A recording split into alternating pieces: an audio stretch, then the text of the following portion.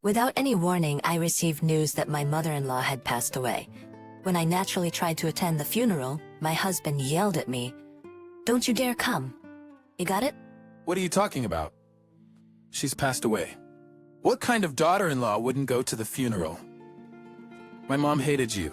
Don't even think about showing up. You'll be a nuisance. Though my relationship with my mother-in-law was never close, the woman was gone.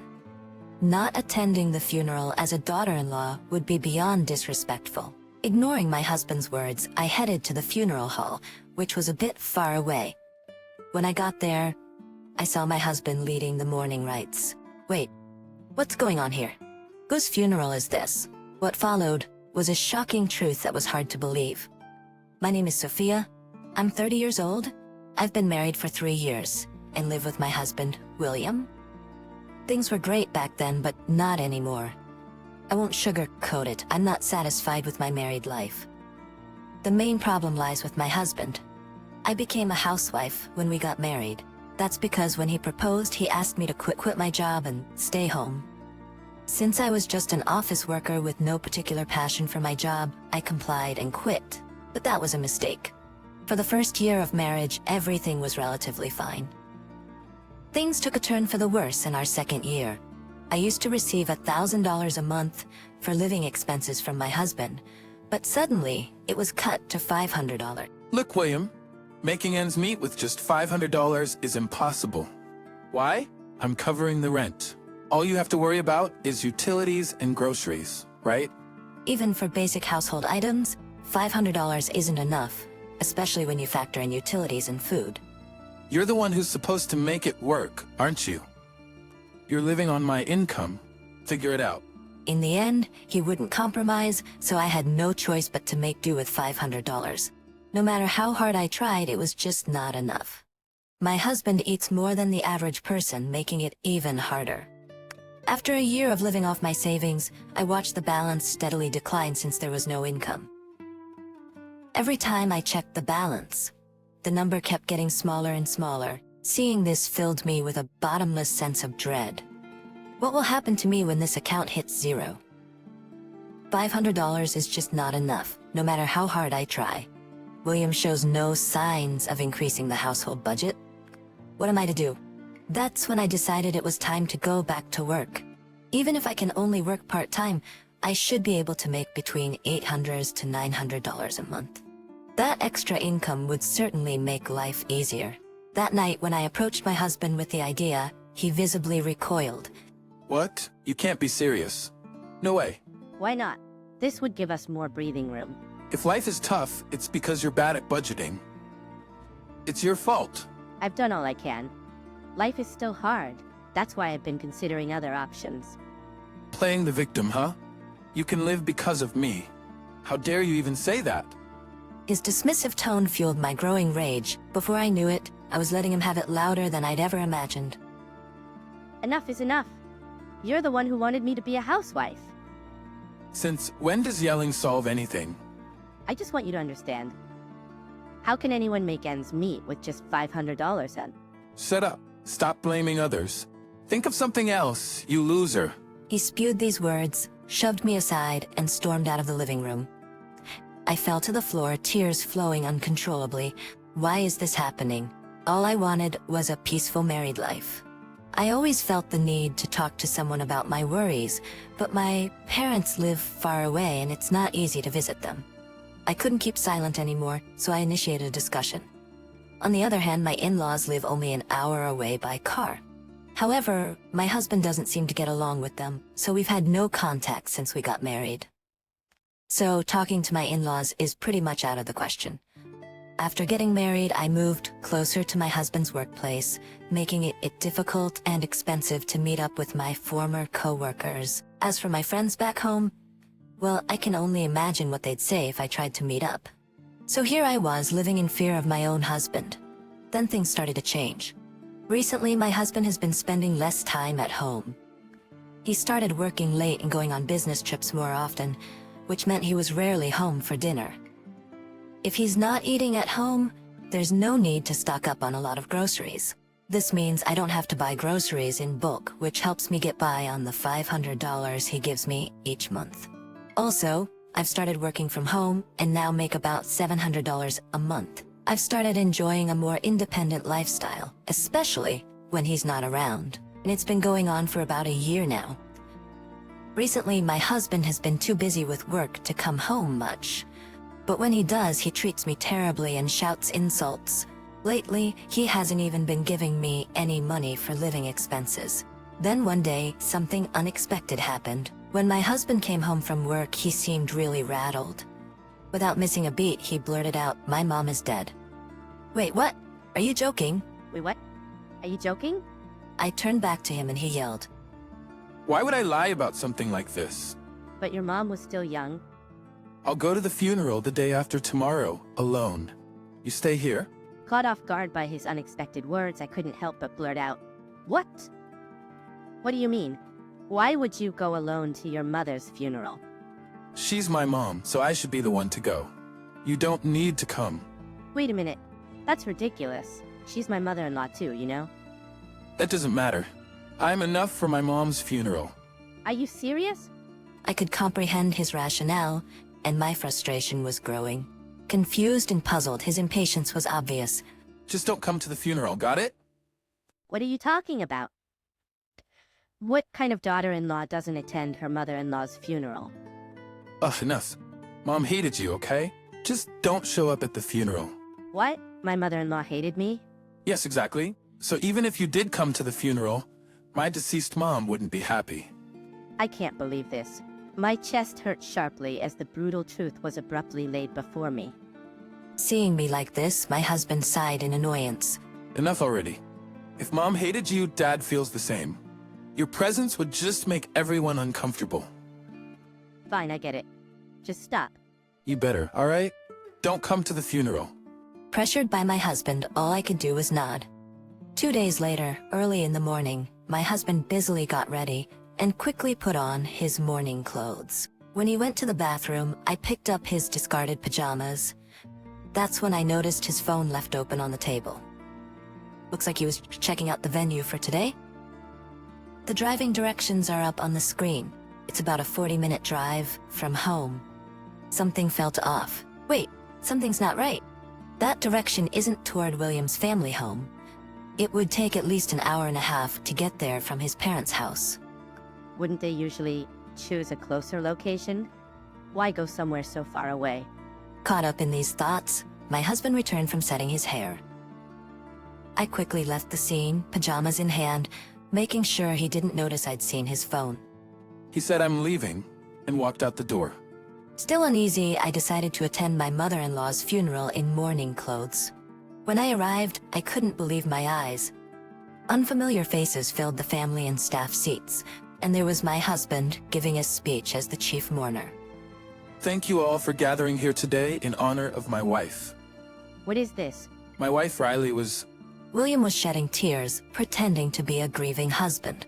I was shedding tears, pretending to be a grieving husband. Normally, I'd confront him right away, but I couldn't break the solemn atmosphere.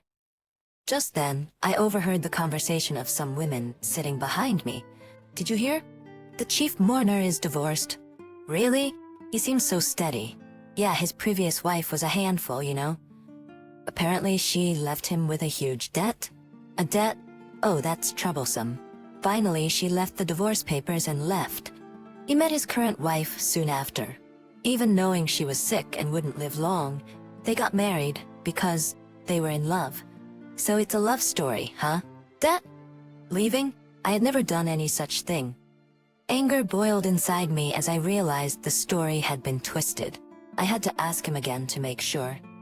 Upon checking, I found that our divorce had been finalized. The date was about 6 months ago. My husband probably met his now sick wife soon after and married her. The reason he hardly came home was that he was living a newlywed life with her. Connecting the dots, my anger reached its peak. He had me removed from the family register and married another woman behind my back. Enough with the insults already, will you? This is it. I'd had enough. Time for a reckoning. With revenge in mind, I hailed a taxi and headed straight for my mother-in-law's place, where I suspected she'd be. I told the driver the way as best as I could remember, and somehow we made it. I rang the doorbell, and with a cheerful hello, my lively mother-in-law appeared. Her eyes widened as soon as she saw me. Sophia? Is that you? Long time no see, mother-in-law. You look well. You look good too, Sophia. What brings you here? I came unannounced. But there's something urgent I have to talk to you about. Something you have to tell me? Yes, actually. I told my mother-in-law everything that had happened. How I'd been mistreated by my husband. How I wasn't getting enough for living expenses. And even the fact that he had already divorced me. As I spoke, tears welled up and I began to sob. My mother-in-law gently rubbed my back to comfort me. Sophia, I'm so sorry you've had to go through all this. My idiot son, please forgive me. It's okay. I should apologize for showing up and talking about this. Why didn't you come to me sooner? What? You told me you didn't like me. Wait, what? That's when it finally hit me. My mother-in-law and I had been deliberately kept apart. My husband probably thought it would be troublesome if she and I got along, especially if something went against his plans. Meanwhile, unbecoming of the situation, he apparently asked his family for financial help multiple times. And even the fact that he had already divorced me. As I spoke, tears welled up and I began to sob. My mother-in-law gently rubbed my back to comfort me. Sophia, I'm so sorry you've had to go through all this. My idiot son, please forgive me. It's okay. I should apologize for showing up and talking about this. Why didn't you come to me sooner? What? You told me you didn't like me. Wait, what? That's when it finally hit me. My mother-in-law and I had been deliberately kept apart. My husband probably thought it would be troublesome if she and I got along, especially if something went against his plans. Meanwhile, unbecoming of the situation, he apparently asked his family for financial help multiple times. And he blamed it all on me. Sophia's sick and needs money. Sophia can't work, so things are tight. Please help for Sophia's sake. And so on. I was neither sick nor unable to work. It was just what William had told me to do. Now that I had the truth, I had nothing to fear. I told my mother-in-law about my plan for revenge and returned to the funeral. Though it had already ended, a few people were still around. I approached one of them. Excuse me, do you know where the deceased's family lives? I couldn't make it to the funeral, and I want to bring some flowers later. Pretending to be an acquaintance, I managed to get the address of my husband's mistress's family home. The next day I took some funeral flowers and headed to their place. When I rang the doorbell, a woman who looked quite worn, probably from the grief of losing her daughter, answered the door. It was likely the mistress's mother. I introduced myself as a friend. I was invited inside. Once led to the room with the family altar, I saw my husband there. Upon saying my name, my husband quickly covered his mouth. William, what's going on? That's when I let it all out. I'm sorry for lying. I am this man's ex-wife. Ex-wife? Why would you be here? Your daughter and I were both deceived by this man. I found out just yesterday at Riley's funeral that I was divorced. What? What does that mean? He told me it was my mother-in-law's funeral, and told me not to come. I suspected something was off, so I followed him, only to find out it was the funeral of his new wife. What's the meaning of this? William, explain yourself. At the sound of Riley's father's furious voice, William's face turned pale as he looked down. The atmosphere, once laden with sorrow, completely shifted, as if sensing his wrongdoings. Riley's father's face turned beet red as his body trembled. Amidst all this, I commenced my final act of revenge. Suddenly, the doorbell rang, and Riley's mother headed for the front door. When she returned, she was accompanied by my mother-in-law. Plan? Sweat erupted from William's forehead. He was visibly shaken. My mother-in-law proceeded to give him a piece of her mind. Causing trouble for others. What do you think you're doing? Pay back the money you borrowed from us right now.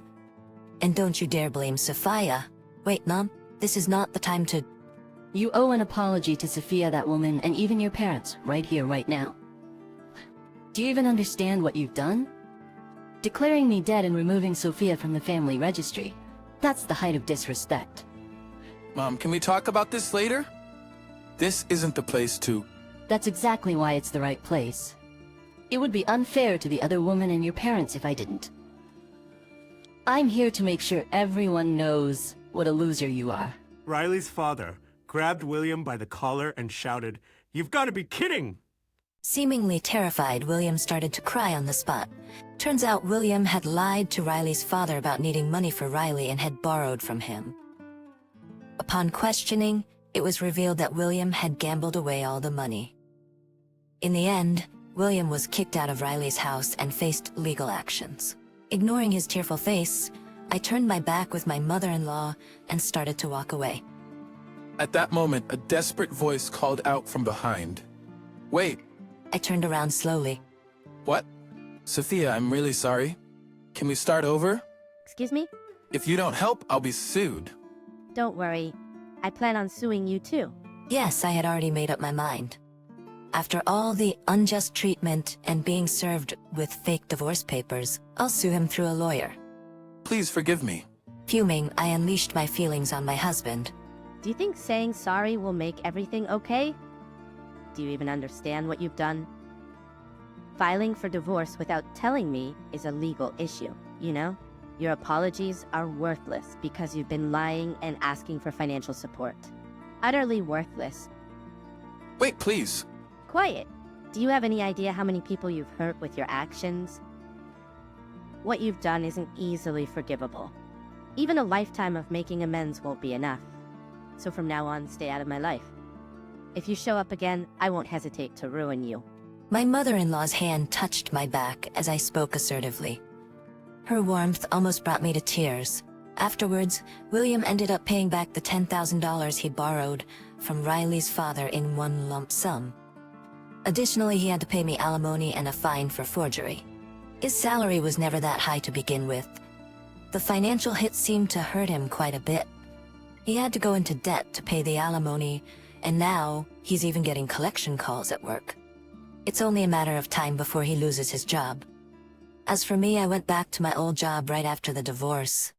Now I'm living in an apartment near my workplace and enjoying peaceful days. Since then, I've been meeting with my mother-in-law regularly. I have been meeting with my mother-in-law regularly and updating each other on our lives. I feel our relationship has deepened even more after the divorce. My mother-in-law who stood by me as we took our stand against her own son. I plan to cherish her as a second mother from here on out.